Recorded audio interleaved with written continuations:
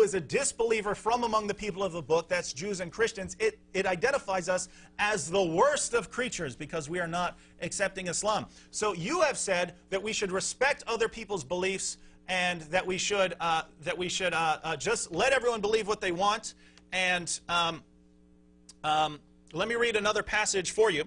Just to clarify, this is about Muhammad because you've said it's wrong to tell people that their beliefs are false. History al-Tabari, volume 6. This is from the History of al-Tabari.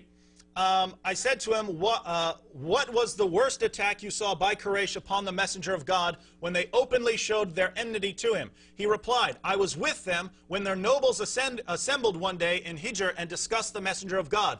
They said, this is what the people during the time of Muhammad said about him. They said, we have never seen the like of what we have endured from this man. He has derided our traditional values, abused our forefathers, reviled our religion, caused division among us, and insulted our gods. We have endured a great deal from him. Now, this is important because you just said it is wrong. It's wrong of us to criticize other people's religion, to say that their beliefs are false.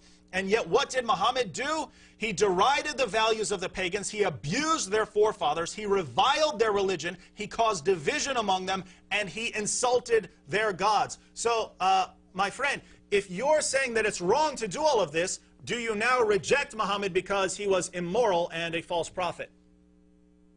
Okay, if you say that Muhammad is wrong, then why is Jesus going to, whenever he comes, why No. No,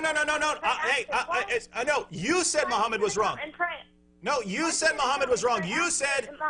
No, listen, because you missed the point. You're saying, if you're saying Muhammad was wrong, I'm pointing out that you just said Muhammad was wrong. You said it's wrong to criticize people's beliefs, and Muhammad, both in the Quran and in his daily life in Mecca, constantly criticized the beliefs. He condemned the beliefs of the pagans, he condemned the beliefs of the Jews, he condemned the beliefs of the Christians. Not all the beliefs of the Jews and Christians, but many of the beliefs of the Jews and Christians, such as the Christian belief in the deity of Christ and Jesus' death on the cross. Muhammad constantly rejected other people's beliefs and tried to show them that they're false. You said that this is wrong. Therefore, according to you, Muhammad was immoral because he's doing something that you said is wrong. So, would you say that Muhammad was a sinner and not a true prophet of God? Is she there? Did we lose her? Jamil, are you there? I think that... okay. Jamil, if you don't get to call back, please call back in the next program. We're also having programs tomorrow. Please call back and have... What's the topic? Give the name of the title. Later today, we're discussing the Satanic Verses. These are verses that Muhammad delivered and claimed were from God, and then later came back and said, no, actually, these are from the devil. All right. And then tomorrow, we're going to discuss the incarnation of Jesus. So why did God have to become incarnate? And we'll also be discussing whether Islam is truly monotheistic. Very interesting topic.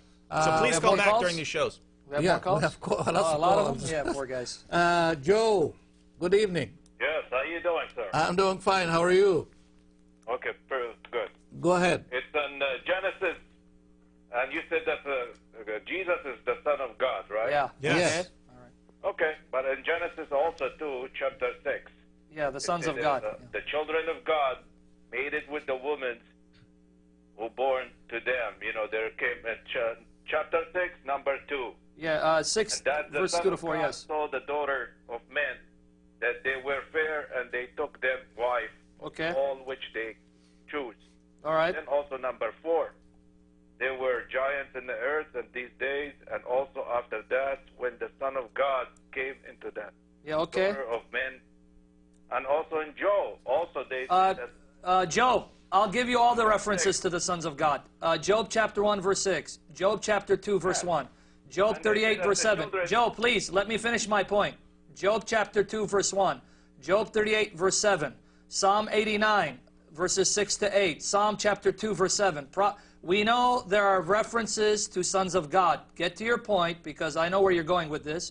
Don't bombard me with 20 verses where it talks about sons of God. Luke 3:38, Adam's a son of God. What's your point so we can address it? We don't have much time.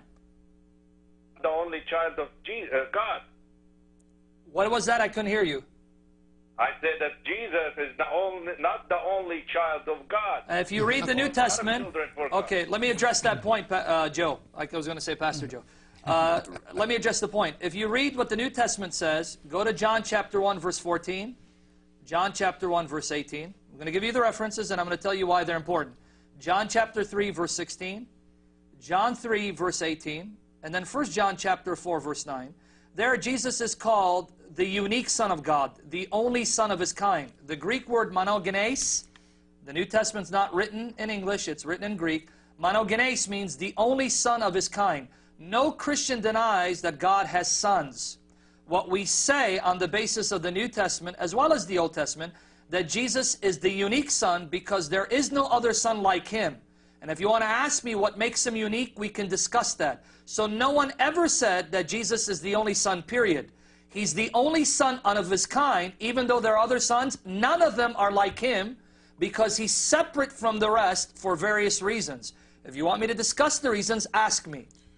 He have more children. No, look, you completely missed the point.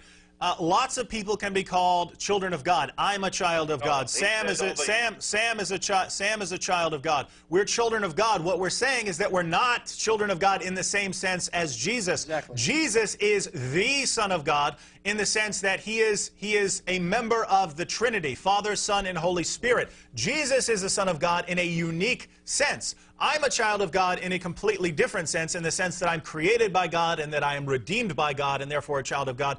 We're saying that's not what we mean when we say Jesus is the Son of God, and that's not what Jesus meant when He claimed to be the Son of God. Jesus Himself claimed to be the unique Son of God, and the people of His time understood that He was claiming to be the unique Son of God. For instance, Matthew 11:27, where Jesus says, all things have been handed over to me by my Father, identifying God as His own Father.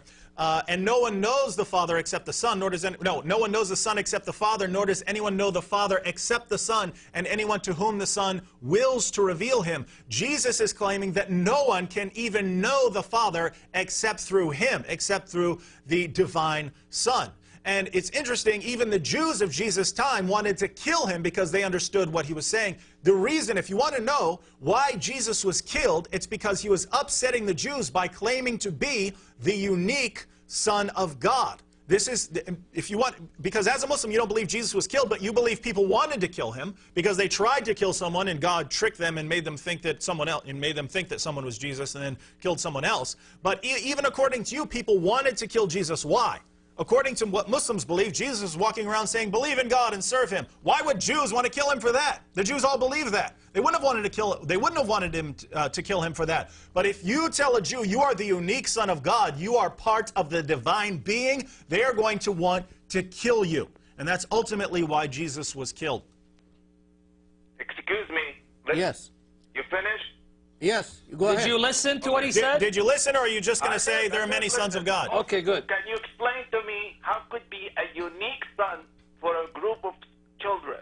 And also, too, is that the devil came between them in Job. Okay, Joe, did you listen to what he said about his uniqueness? No other son of God is the agent of creation. The New Testament says Jesus existed before creation. Joe, let me answer your point. Don't speak over me, please. If you read the New Testament, Jesus existed in eternity before He became man from the Virgin Mary with the Father and the Spirit. If you go to John chapter 1, verses 1 to 3, it says, in the beginning was the Word.